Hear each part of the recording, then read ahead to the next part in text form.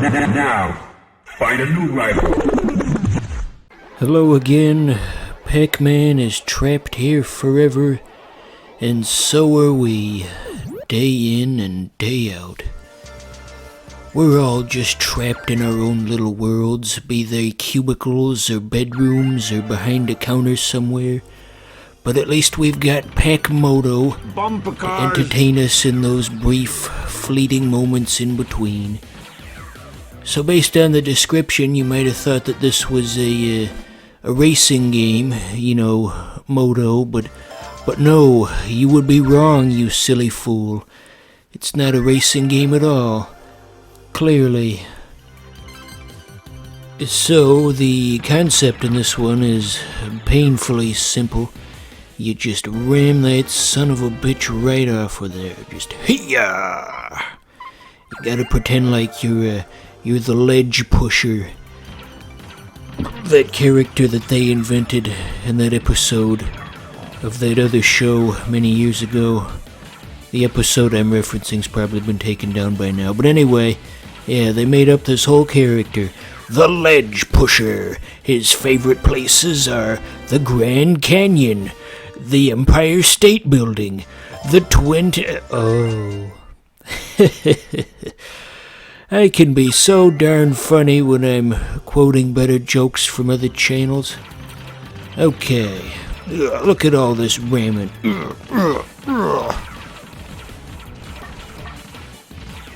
So, this game definitely has what can only be described as ADD pacing.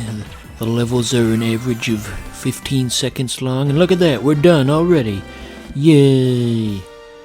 But yeah, this is just perfect with the younger generation and their attention deficit, high definition, whatever.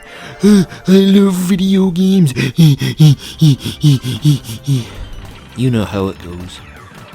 Although this one kinda stands in contrast to everything that I just said. It goes a little bit longer because new enemies will spawn in if you're not fast enough. And speaking of being slow, I once read a green text about a guy who worked in a chip shop when there was a bus full of special ed people who got off and they all wanted to order something, and chaos ensued, as you would imagine. And the special ed people nicknamed him Chippo, and one guy was trying to defend him, was like, "You're being rude to Chippo." And there was the one guy who didn't like sausage. Is any of this making sense? I feel like if you don't have the story in front of you, this is utterly illogical. So here's the first boss, by the way. A giant Pac-Man ghost themed mech with a real Pac-Man ghost operating it from the inside. I think they've got one of these stashed away at Area 51 and they're waiting for the day that they can deploy it on a bunch of protesters. Imagine that. What a sight that would be. Just a bunch of wackadoodles screaming and waving signs around, and then down from the hill comes a Pac-Man ghost mech to squash everybody. Of course those oppressive dicks would do this to us. This is why we came to protest, because of shit like this. And they're gonna have like a new protest chant about a Pac-Man mechs. It'll be like, mechs are... fucking Jesus, what rhymes with mech? Bleck. Dreck. Yeah, there you go. Mechs are Dreck. Mechs are Dreck. And then they'll all get squashed. Yep, that'll all happen. Is anybody still watching? I think we might have lost a few viewers just then. How dare he insinuate that a bunch of protesters would get smashed by a Pac-Man ghost mech? Protesters deserve to be heard. You're advocating for tyrannical government rule. Okay, but anyway, on with the next Pac-Man game. There's those famous Pac-Man ghosts, Oikake, and the rest of them went by too fast, but anyway, the joke I was trying to make was that they changed up all the names. It used to be Inky, Blinky, Pinky, and Sue, and they had like They had Bukake and Kamikaze and Hiroshima and all of those. They changed them. Anywho, I really like the sprite work in this one.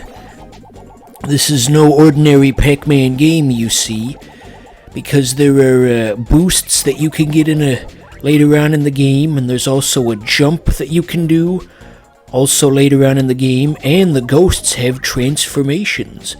See how the pink one has bunny ears, and that allows it to hop around and also move fast? And that's not the only transformation we will see. We have to be very cautious of the hopping because that gives it a very unpredictable movement pattern. Yeah, I'm clipping the audio.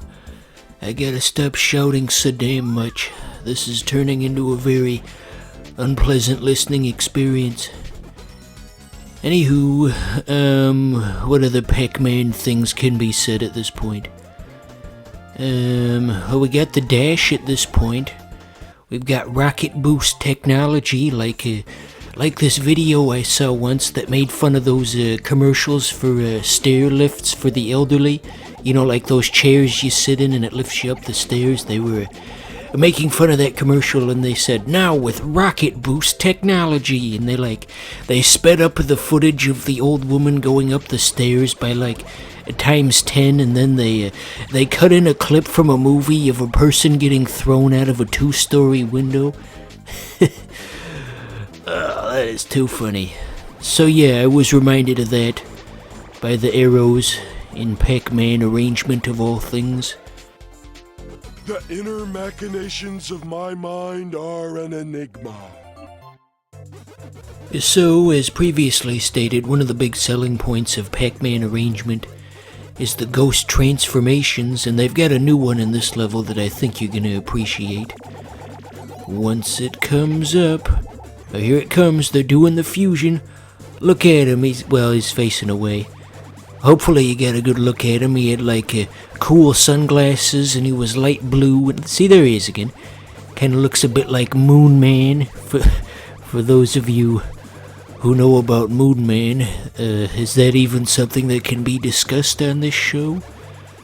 Because, I mean, the Moon Man is a very versatile meme. Some people associate it with the vaporwave music videos, and then other people associate it with something very different. If you know, you know. Speaking of, there was once a Doom wad that was themed after Moon Man. I saw a streamer play it once, and obviously I'm not going to put footage of it on screen, but it's just, that was something that could not get made today. That is for certain. That is a product of a different time on the internet. And I was there for it, for better or for worse. So I believe there's one more ghost transformation that I haven't yet addressed in this game. There's one that turns in, yep, there it is right now. A red devil. Not to be confused with the one from Cow and Chicken. Or maybe it was supposed to be a bull. I don't know, it's red and it's got horns. It's open to interpretation. So this level's got stairs. Can you tell I'm running out of stuff to talk about? I warned you about stairs, bro. But yeah, that ghost in the previous level was some kind of red devil, almost like in Devil World for the NES. Which in itself was just a ripoff of Pac-Man. And now we've got the jumping thing that I wanted to show you. That's pretty neat. You can hop from one corner of the stage to the next. I'm over there.